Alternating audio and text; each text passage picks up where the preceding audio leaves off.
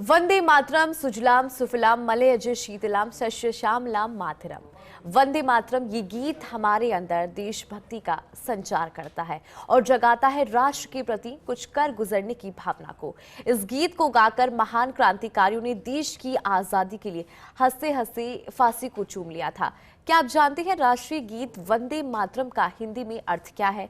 किसने इसका हिंदी रूपांतरण किया था? और वंदे मातरम गीत के 150 साल पूर्ण होने पर राजस्थान विधानसभा ने इसे लेकर एक स्पेशल कैलेंडर छापा है। साल 2026 के हर महीने के पेज पर वंदे मातरम का स्वर्णिम का इतिहास अंकित है।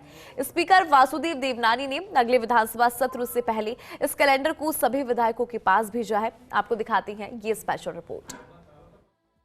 वंदे मातरम, वंदे मातरम, सुजलाम सुफलाम। पानी की कुछ कमी नहीं है, हरियाली लहराती है, फल और फूल बहुत होते हैं, रम्य रात छवि छाती है, मलयानिल मृदु मृदु बहती है, शीतलता अधिकाती है, सुखदायिनी वरदायिनी तेरी मूर्ति मुझे अति भाती है। वंदे मातरम। वंदे मातरम का हिंदी रूपांतरण सरस्वती पत्रिका में देश को मिली आजादी से पहले साल 1906 में छपा था। महावीर प्रसाद द्विवेदी ने इसे लिखा था। राजस्थान विधानसभा के प्रयासों से प्रत्येक विधायक को भी ये जानने का अवसर मिलेगा। अगर उन्हें पता नहीं है तो स्पीकर वासुदेव देवनानी के नवाचारों में बेहद अहम है साल 2026 का विधानसभा की ओर से जारी कैलेंडर। कैलेंडर समर्पित है राष्ट्रीय गीत वंदे मातरम के 150 वर्ष पूरे होने के उपलक्ष्य में। स्पीकर वासुदेव देवनानी ने अलख जगाई और वंदे मातरम के इतिहास पर आधारित कैलेंडर का निर्माण करवाया। विधानसभा के बजट सत्र से पहले कैलेंडर को प्रत्येक विधायक को भेजा गया है। जनवरी के माह के पेज पर मां भारती की तस्वीर अंकित, साथ ही वंदे मातरम का पूरा हिंदी अनुवाद छापा गया है। महावीर प्रसाद द्विवेदी ने वंदे मातरम का हिंदी रूपांतरण किया था। फरवरी, महान कवि रविंद्रनाथ टैगोर की तस्वीर अंकित। 1896 के कलकत्ता के कांग्रेस अधिवेशन में गुरुदेव टैगोर ने इसे गाया था। बाद में ये गीत राष्ट्रीय चेतना के ज्वार तक पहुंच गया। वंदे मातरम के रचयिता बंकिम चंद्र चट्टोपाध्याय का निधन 1894 में हुआ था।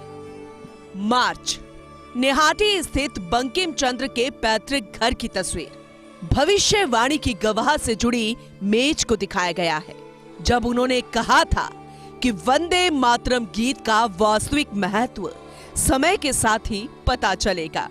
अप्रैल, महर्षि अरबिंदो ने किया उल्लेख।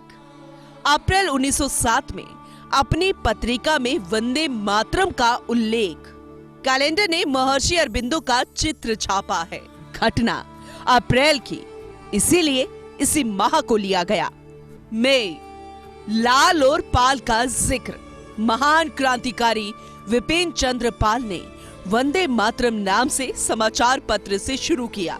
इसमें छपा था महान स्वाधीनता सेनानी लाला लाजपत राय का लेख। साल 1906 में अखबार शुरू किया। विपिन चंद्र पाल, लाला लाजपत राय और अखबार की फोटो छपी है।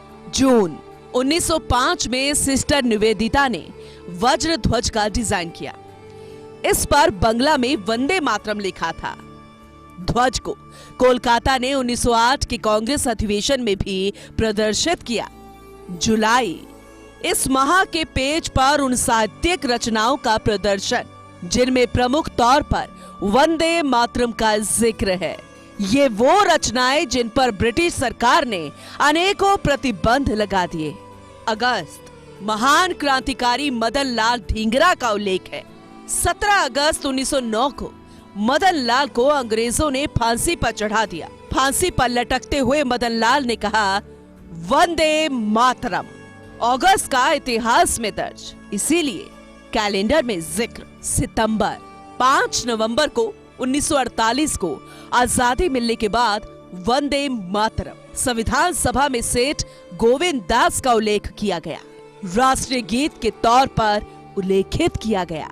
अक्टूबर 24 जनवरी 1950 को संविधान सभा के अध्यक्ष के रूप में डॉक्टर राजेंद्र प्रसाद ने एक वक्तव्य दिया। राजेंद्र प्रसाद ने कहा था, वंदे मातरम के गान का, जिसका भारतीय स्वतंत्रता के संग्राम में ऐतिहासिक महत्व रहा है, जन गण मन के सम्मान ही सम्मान किया जाएगा। देश के पहले राष्ट्रपति और संविधान सभा के राजेंद्र प्रसाद अध्यक्ष थे। नवंबर संविधान निर्मात्री सभा के सदस्य प्रोफेसर शिवल लाल सक्सेना ने मांग की। 15 नवंबर 1948 संविधान सभा में मांग की। सक्सेना की तस्वीर कैलेंडर में विशेष रूप से छपी है। आजादी के बाद उन्होंने कांग्रेस पार्टी को छोड़ दिया था और अपनी खुद की पार्टी बनाकर सांसद निर्वाचित हुए। कुल मिलाकर वे महाराजगंज से 3 बार सांसद चुने गए। अंतिम बार वह 1976 में जनता पार्टी के टिकट पर सांसद चुने गए थे। दिसंबर वंदे मातरम के रचयिता बंकिम चंद्र की फोटो और उनके कार्यों का उल्लेख। वंदे मातरम को बंकिम चंद्र ने मुर्शिदाबाद के लाल गोला में लिखा था। विधानसभा के अध्यक्ष वासुदेव देवनानी ने साल 2026 के कैलेंडर को वंदे मातरम के लिए समर्पित कर दिया। ये कैलेंडर अपने आप में ऐतिहासिक सामग्री से ओतप्रोत है, जहां प्रदर्शित की गई है सिलसिलेवार वंदे मातरम की महानता। राजस्थान की विधानसभा का अगला सत्र हंगामेदार तो रहेगा ही, लेकिन उससे पहले जिस तरह से विधानसभा के अध्यक्ष वासुदेव देवनानी ने कैलेंडर के जरिए अपनी भावनाओं को प्रकट किया है।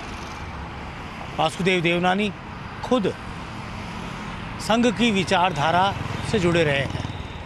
यही कारण है कि जिस तरह का कैलेंडर राजस्थान की विधानसभा ने 2026 के लिए छापा है, वो राष्ट्रवाद, हिंदुत्व से ओतप्रोत है। भारतीयता साफ तौर पर उसमें झलकती है। त्याग, बलिदान और शौर्य का राजस्थान का इतिहास उसमें समावेश है। कहा जा सकता है कि नवाचारों के जनक के तौर पर विधानसभा अध्यक्ष के रूप में स्थापित हो चुके देवनानी नए कैलेंडर के जरिए नया संदेश देने का काम कर रहे हैं। कैमरा जर्नलिस्ट नरेंद्र के साथ योगेश शर्मा, फर्स्ट इंडिया, जयपुर।